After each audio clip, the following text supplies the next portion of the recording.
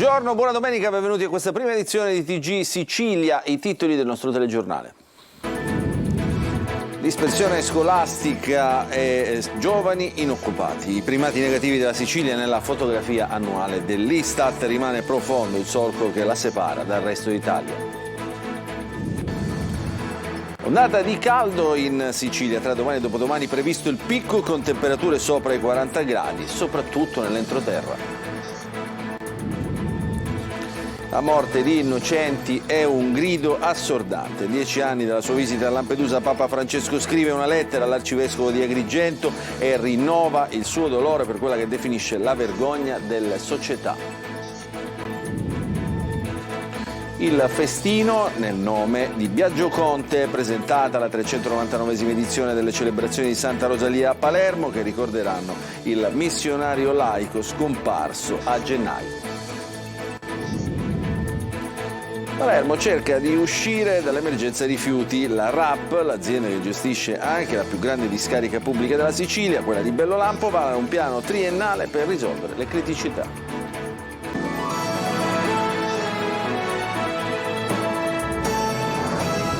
Ancora buongiorno e benvenuti a questa edizione di TG Sicilia. Apriamo il nostro telegiornale con i dati dell'annuario dell'Istat che fotografa le carenze della Sicilia, i suoi primati negativi e il divario con le regioni del nord. Pesano su tutte la fuga dei cervelli e i giovani inoccupati. Ce ne parla in questo servizio Orazio Longo. Al sud giovani sempre più in difficoltà è quanto emerge dalla fotografia scattata dall'Istat nel suo rapporto annuale 2023.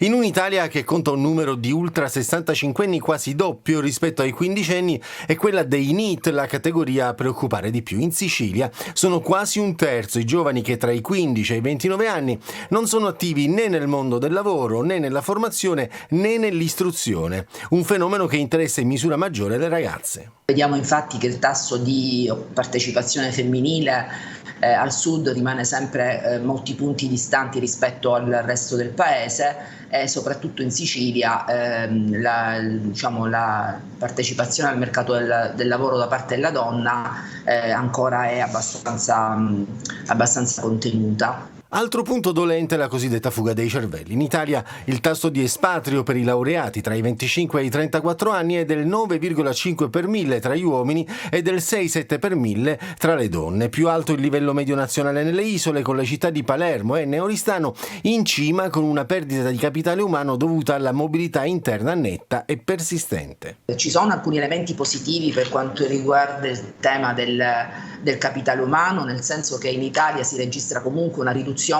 della dispersione scolastica, anche se ancora siamo al di sotto della soglia dell'Unione Europea. E tuttavia al sud anche in questo caso persistono ancora elevati livelli di dispersione scolastica. E se il 14,8% degli edifici scolastici del Mezzogiorno risulta poco raggiungibile sia con scuolabus che con collegamenti pubblici, in merito alla crescita dell'occupazione tra il 2004 e il 2022 si ha un più oltre 1 milione nel centro-nord e una diminuzione di quasi 300.000 nel Mezzogiorno, dove il 46,1% delle donne tra i 50 e i 64 anni, con al più la licenza media, non ha mai lavorato. Capitolo a parte la tutela e il potenziamento delle aree verdi nelle città. Nei capoluoghi la forestazione urbana è cresciuta, però la dotazione più elevata si registra nei capoluoghi del nord-est con 62,2 metri quadri per abitante, mentre la più bassa è nelle isole,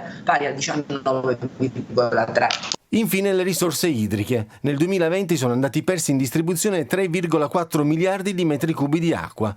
Le situazioni più critiche si sono verificate prevalentemente nelle aree incluse nei distretti idrografici della fascia appenninica e delle isole maggiori. Tornano gli ecoincentivi regionali per chi decide di rottamare la vecchia auto. Il governo Schifani ha approvato il decreto che prevede un bonus di 5.000 euro per chi acquista una nuova auto elettrica e di 2.500 euro per chi opterà per un mezzo ad alimentazione full hybrid di classe Euro 6. Il contributo andrà direttamente ai cittadini residenti in Sicilia, titolari di patente B e BS e ai proprietari di un veicolo a benzina o a gasolio di classe da Euro 0 a Euro 3. Le domande per ottenere il contributo regionale potranno essere presentate dalla data di pubblicazione del decreto sulla Gazzetta Ufficiale e fino al 30 novembre di quest'anno. Adesso cambiamo argomento, ci occupiamo del caldo, dell'ondata di calore in arrivo sulla Sicilia con temperature elevate in quasi tutta l'isola. Palermo bollino arancione, secondo il servizio meteorologico dell'Aeronautica Militare il picco arriverà tra domani e dopodomani con temperature sopra i 40 gradi, soprattutto nell'entroterra della Sicilia. Ce ne parla Emanuela Corsi. Weekend da bollino arancione in 9 città italiane, tra queste Palermo. È proprio la Sicilia, una delle regioni d'Italia maggiormente interessate dall'ondata di calore che da lunedì farà registrare temperature roventi con punte di oltre 40 gradi, soprattutto nell'entroterra. Il caldo si farà sentire anche a Catania e Messina, che si aggiudicano il bollino giallo, che indica la preallerta per condizioni meteorologiche che possono precedere un'ondata di calore.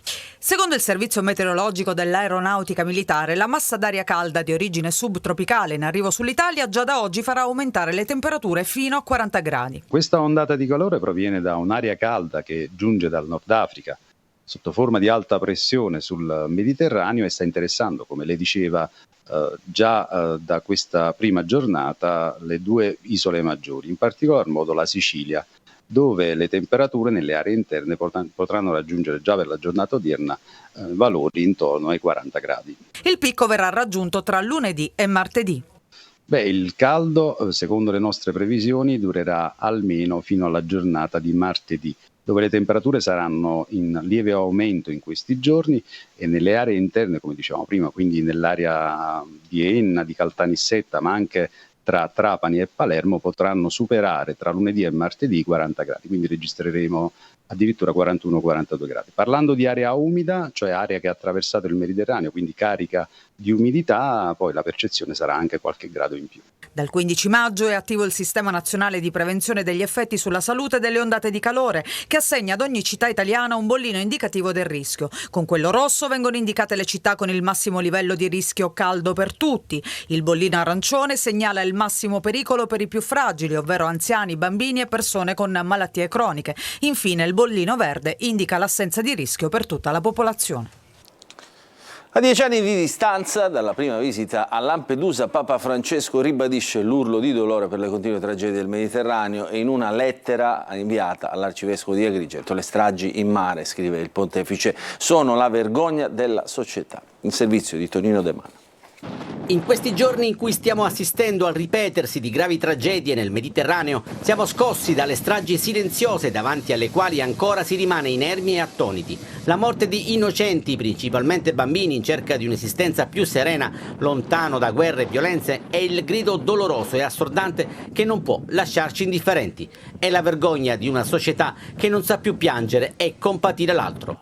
Parole forti messe nero su bianco proprio da Papa Francesco in una lettera inviata all'arcivescovo di Agrigento, Monsignor Alessandro Damiano, in occasione della celebrazione a ricordo del 10° anniversario della sua visita a Lampedusa.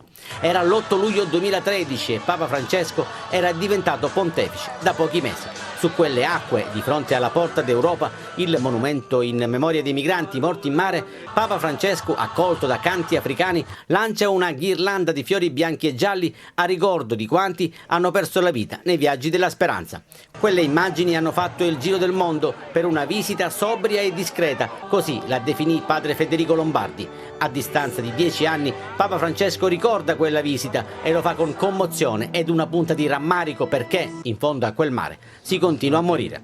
Sono trascorsi 10 anni dal viaggio che ho voluto compiere nella comunità lampedusana per manifestare il mio sostegno e la paterna vicinanza a chi, dopo penose peripezie in balia del mare, è approdato sulle vostre coste, ribadisce il pontefice. Il consumarsi di sciagure così disumane deve scuotere le coscienze. Bisogna cambiare atteggiamento. Il fratello che bussa alla porta è degno di amore, di accoglienza e di ogni premura. È un fratello che, come me, è stato posto sulla terra per godere di ciò che esiste e condividerlo in comunione. Intanto gli sbarchi a Lampedusa non conoscono soste e l'emergenza non conosce fine. Presentata a Palermo la 399esima edizione del Festino di Santa Rosalia. Le celebrazioni ricorderanno anche Fratel Biagio Conte, scomparso a gennaio. Il servizio. È quasi tutto pronto per la 399esima edizione del Festino di Santa Rosalia. A Palermo il 14 e 15 luglio il clou degli eventi in onore della Santuzza. La presentazione questa mattina al Palazzo Arcivescovile, un festino che è un'apertura poi alla grande edizione del prossimo anno, ovvero la 400esima. Ma come dice l'arcivescovo di Palermo, Corrado Lorefice, sarà anche l'occasione quest'anno per ricordare fratel Biagio Conte. Noi abbiamo avuto la perdita, almeno diciamo così, fisica, di un nostro eminente concittadino che si chiama Biagio Conte, è un nostro fratello nella fede in Cristo. E poi è il 30° anche dell'uccisione, dell'omicidio di Don Pino Puglisi. Allora questa coincidenza felice ci ricorda ancora di più qual è la testimonianza di Santa Rosalia, la bellezza di questa donna che se si rifugia nell'alto di Monte Pellegrino però è capace di scendere. Sarà un festino che prepara un festino ancora più grande, quello del 400°, ma è un festino di riflessione, di devozione, di ricordo, di memoria del nostro grande scomparso fratel Biagio, ma è quindi un rafforzamento della vicinanza di questa città agli ultimi, ai marginali, esattamente come fratel Biagio ci ha lasciato come testamento morale. Una mezzaluna con la Santuzza posizionata in basso in mezzo alla sua gente. Questo sarà il concept grafico del carro del Festino 2023. Il carro di quest'anno è davvero particolare perché per la prima volta abbiamo fatto anche delle ricerche con Filippo, delle ricerche proprio storiche, e la Santa viene messa nella parte bassa del carro. Se voi andate a vedere tutti i disegni, le incisioni, le fotografie dei carri del passato, la Santa è messa su un'alta torre. Gli eventi religiosi inizieranno già lunedì, poi venerdì la sfilata del carro con i tradizionali fuochi d'artificio, sabato la messa in cattedrale e la processione.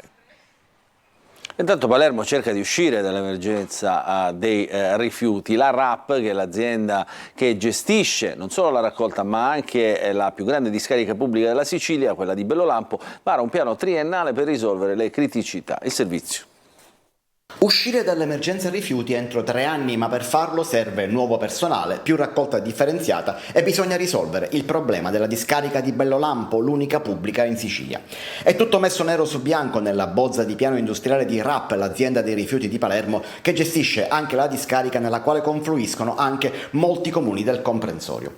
Primo punto, assumere. Nel 2014 il sistema rifiuti Palermo contava su 2.353 dipendenti. A distanza di 9 anni ne conta 1.522, 831 in meno e altri 140 stanno per andare in pensione. Insomma, per raccogliere i rifiuti la RAP ha quasi la metà del personale necessario.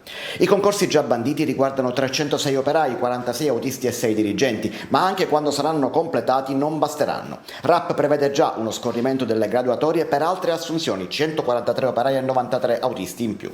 La nota dolente viene dalla differenziata. Palermo è ferma al 35%, dice il piano, anche se forse sta al di sotto. Il piano prevede di arrivare al 65% entro il 2026, ma intanto si ferma il porta a porta nella seconda circoscrizione, che doveva partire già 1 anno e mezzo fa e invece resta al palo. Troppe resistenze da un lato, mancanza di fondi dall'altro. Il vero nodo che rischia di far saltare tutto è proprio questo, con la differenziata che nell'idea di RAP dovrebbe schizzare al 54% già entro la fine del 2024, fra 1 anno e mezzo circa. Non riuscirci significa incappare nell'esaurimento delle vasche della discarica di Bellolampo. Lì servono comunque altri lavori e migliorare l'infrastrutturazione. Primo passo, ripartenza a pieno ritmo del TMB, l'impianto che tritura i rifiuti, che attualmente riesce a trattare solo 300.000 tonnellate l'anno. In partenza ci sono i lavori di ristrutturazione e ampliamento, per il resto c'è la 7ª vasca. Alla media attuale di conferimento, quando sarà attiva, darà 4 anni di autonomia.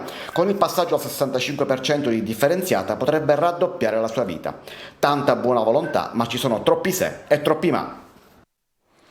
Adesso a Messina, dove l'azienda municipale dei trasporti sceglie Nino Frassica come testimonial per promuovere la mobilità sempre più sostenibile. Limiti di 40 km orari nelle vie del centro, piste ciclabili, ZTL, insomma un piano urbano dell'amministrazione comunale che punta al green. Ce ne parla Francesco Triolo.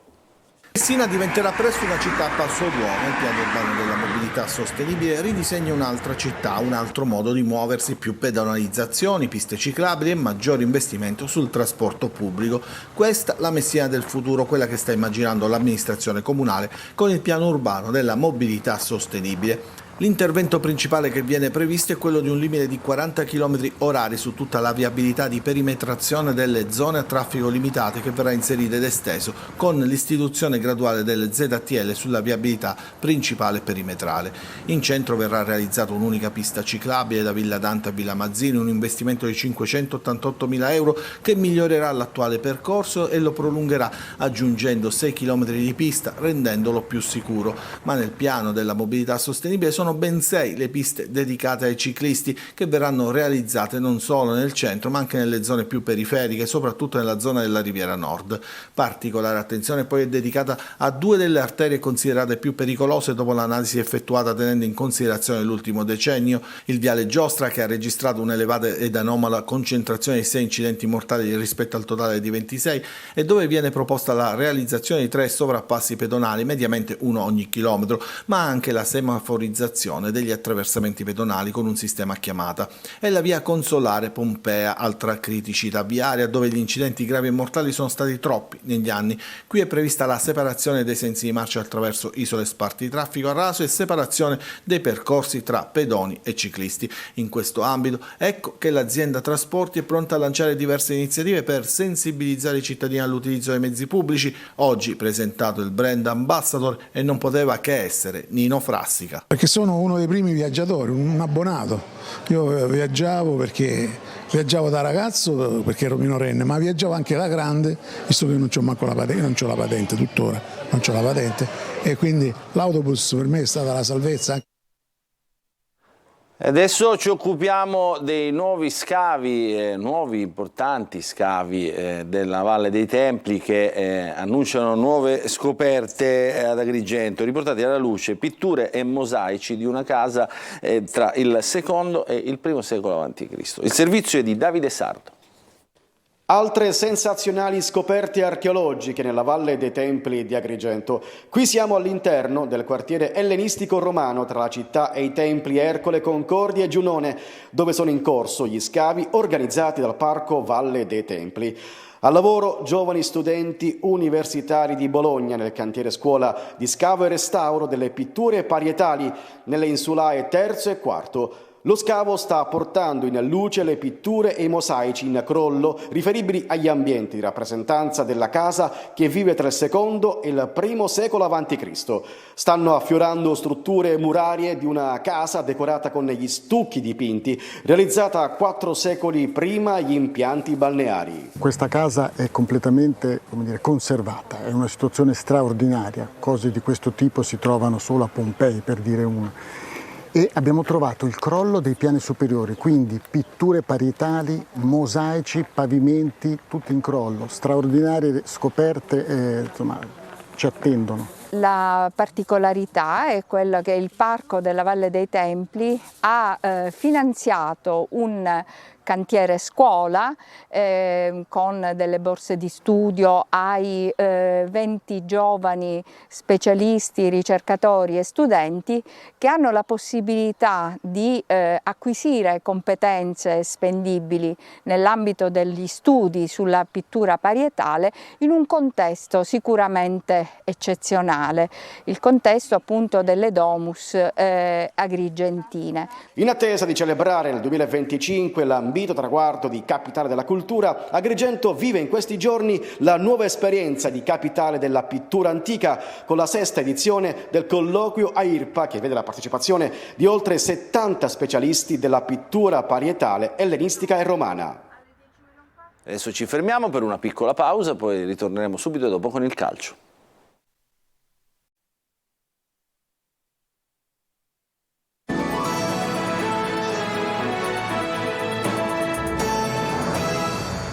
Ancora Ancora buongiorno, e nella seconda parte del nostro telegiornale parliamo di calcio. Il Messina ha ufficializzato il nuovo allenatore, sarà Giacomo Modica a guidare i giallorossi nel prossimo campionato di Serie C. Per lui è un ritorno sulla panchina della CR Messina dopo la parentesi 2017-2018 nel girone I di Serie D. Il tecnico siciliano, originario di Mazara, è reduce dalla stagione vissuta alla guida della Vibonese in Serie D. L'accordo è stato raggiunto al termine dell'incontro con il presidente Pietro Sciotto. E la dirigenza del Catania, cambiamo squadra, accelera sul fronte del calciomercato. Il direttore sportivo Antonello Laneri avrebbe già diverse operazioni in chiusura. Le prime ufficialità sono attese per la prossima settimana. Ce ne parla Angelo Gagliano.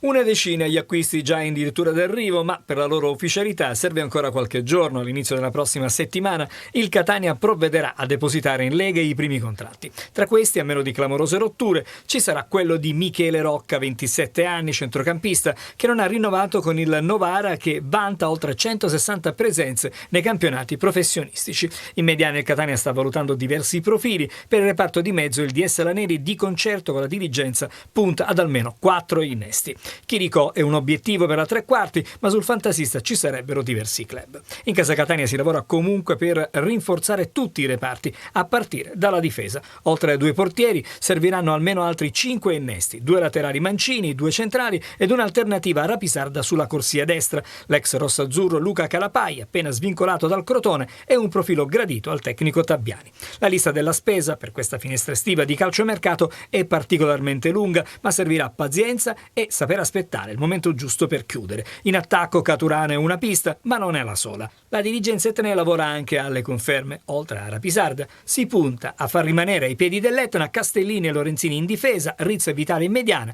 dove però potrebbe essere confermato anche Palermo. In avanti si punta alle conferme di Chiarelle, Russotto e Sarao.